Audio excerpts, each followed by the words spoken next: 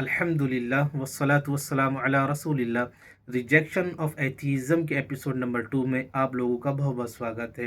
Episode number 1 में हमने atheism का इंट्रोडक्शन जानने की कोशिश की कि एथीज़म किसे कहते हैं, नास्तिकता किसे कहते हैं और इनकी मेजर टाइप्स कौन कौन सी हैं। और आज जो हम इस एपिसोड में यानी अपने एपिसोड नंबर 2 में कवर करने की कोशिश करेंगे वो उन रीजंस को कवर करने की कोशिश करेंगे कि जिन रीजंस को लेकर के कुछ लोग एथीस्ट बन जाते हैं, नास्तिक बन जाते हैं और अपनी सिस्टमेटिक लाइफ को छोड़कर वो नास्तिकता वाली ज़िंदगी अपना लेते हैं।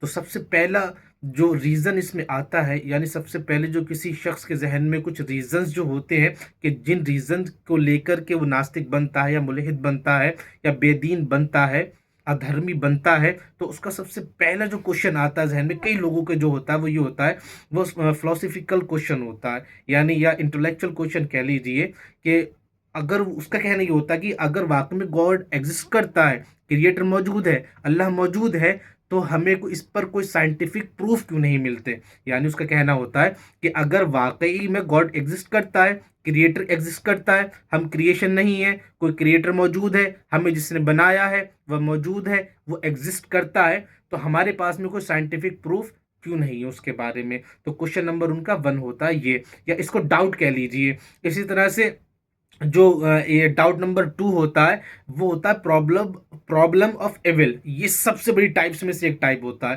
क्वेश्चन डाउट डाउट नंबर 1 को हमने जिक्र कर दिया। डाउट नंबर 2 कौन सा होता है? प्रॉब्लम ऑफ एविल, यानी इंसान ये सोचता है कि आप ये बताएं कि ये जब अल्लाह पाक या ये कह लें कि गॉड या क्रिएटर मौजूद है, एग्जिस्ट करता है और वो सुपर पावर है, उसके पास में हाईएस्ट पावर है, तो ऐसा क्यों नहीं होता कि वो बुराइयों को मिटा दे और दुनिया में सिर्फ अच्छाइयाँ ही अच्छाइयाँ बाकी रहें। यानी ये कत्ल होते हैं, खून होते हैं, हत्याएं होती हैं, इसी तरह से दूसरे ये क्राइम्स होते हैं, लोग क्रिमिनल घूमते होते हैं, इनको ख़त्म क्यों नहीं कर देता गॉड? क्रिएटर अगर है, कोई किसी ने हमें क्रिएट किया है और वो हाईएस्ट पावर है, सुपर पावर है, उससे बड़ा कोई नहीं, तो इनको क्यों नहीं खत्म कर देता? बुराइयों क्यों खत्म नहीं कर देता, बल्कि अच्छाइयाँ अच्छाइयाँ रहनी चाहिए। तो एक बड़ा डाउट एक ये होता है जो किसी शख्स के जहन में आता है कि जिसका जहन या फिर रुझान नास्तिकता की तरफ या फिर इल्हाद की तरफ को जाता है। इसी तरह से डाउट नंबर 3 आता है, वो कौन सा आता है कि वो उसमें चॉइस में बहुत ज़्यादा उसको दिक्कत आती है। यानी वो choice between science and religion, यानी वो सोचता है कि मैं चूज किसको करूं। उसका जहन ये होता है कि साइंस और धर्म यानी मजहब यानी दीन ये कभी भी एक से नहीं हो सकते, यानी इनका इत्तेफाक नहीं हो सकता। ये एक दूसरे की इनकी बातें मिल नहीं सकती, थॉट्स मिल नहीं सकते और राय वगैरह मिल नहीं सकती।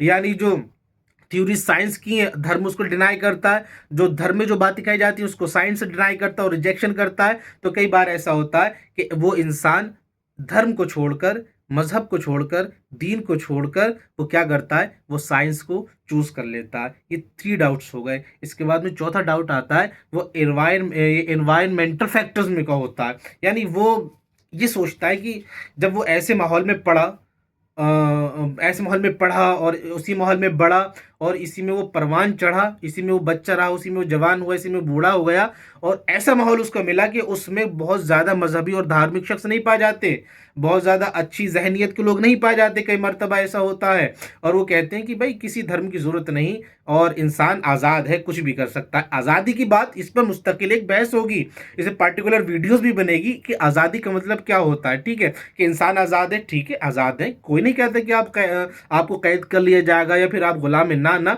बल्कि वो कहता है कि भी आज़ाद है और हम जो चाहे कर सकते हैं, जो चाहे कर सकते हैं। इस पे पार्टिकुलर वीडियो इंशाअल्लाह बाद में आएगी। तो एनवायरमेंटल फैक्टर्स जो होते हैं इंसान को क्या करते हैं, प्रभावित करते हैं बहुत ज़्यादा। और वही कहते हैं, बज़ाहिर ऐसा लगता है कि वहाँ पर बहुत ज़्यादा एनवायरनमेंट ऐसा नहीं होता, धार्मिक एनवायरनमेंट नहीं होता, माहौल नहीं होता, तो ऐसा शख्स भी जब इसमें बच्चा रहता है, थोड़ा बहुत जहन उसका पकना शुरू होता है, समझदारी आती है, शऊर आता है और वो और ज़्यादा समझदार हो जाता है, पढ़ लिख जाता है, अक्लमंद बन जाता है, बाशऊर बन जाता है। तो कहता है कि जब ये लोग जब बड़ी सुकून से अपनी ज़िंदगी गुजार रहे हैं, किसी भी तरह की इनकी ज़िंदगी में कोई भी प्रॉब्लम नहीं है, तो फिर मुझे क्या ज़रूरत है कोई धार्मिक इंसान होकर गुजारने की और फिर किसी क्रिएटर को मानने की, किसी गॉड को मानने की, किसी ऐसे क्रिएटर को मानने की कि जिसने हम सबको बनाया है। तो एक डाउट ये होता है, ये 4 डाउट्स हो गए तकरीबन। इसी तरह से एक पर्सनल एक्सपीरियंस आता है। पांचवा डाउट, एक ये बड़ा डाउट होता है, वो क्या जहन में उसको होता है कि मैं दुखी क्यों हूँ, मैं क्यों परेशान हूँ, मैं तो बड़ा अच्छा करता हूँ लोगों के साथ में, मैं तो कभी किसी के साथ में किसी भी कोई बुराई से पेश नहीं आता, और मैं लोगों के काम आता हूँ, लोग मेरे साथ में ऐसा क्यों करते हैं, मेरे साथ में बुरा क्यों होता है, मैं किसी के साथ में अच्छाई करता हूँ, लोग मेरे साथ में बुराई करते हैं। तो एक प्रॉब्लम ये आती है कि फिर कोई क्रिएटर मौजूद नहीं है, फिर कोई अल्लाह मौजूद नहीं है, फिर कोई गॉड मौजूद नहीं है। अगर ऐसा होता तो वो तो हाईएस्ट पावर है, वो तो सुपर पावर है। जब मैंने अच्छाइयाँ की थी तो इसका बदला मुझे इस दुनिया में रह करके मिलता, और मेरे साथ में अच्छा ही लोग करते, ना कि ऐसा करते कि मैं अच्छा करूं और मेरे साथ में बुरा हो।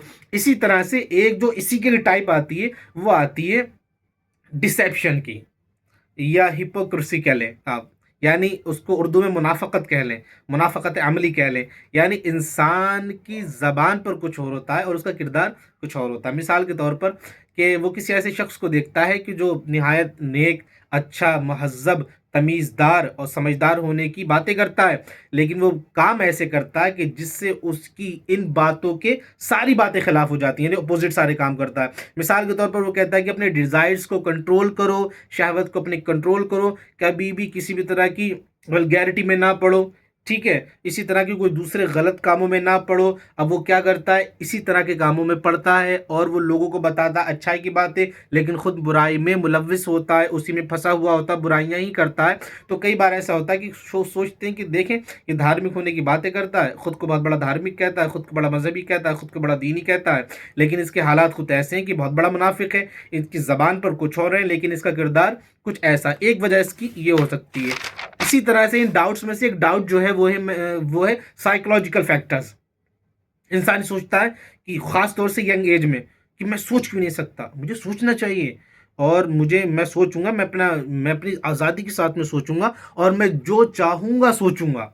इंसान ये सोचता है कई बार, जब ख़ास तौर से यंग एज में, जब 15 साल का होता है कोई शख्स, 16 साल का होता है कोई शख्स, या 18 या 20 साल का होता है, तो ये साइकोलॉजिकल फैक्टर्स भी इसकी एक वजह हो सकती हैं।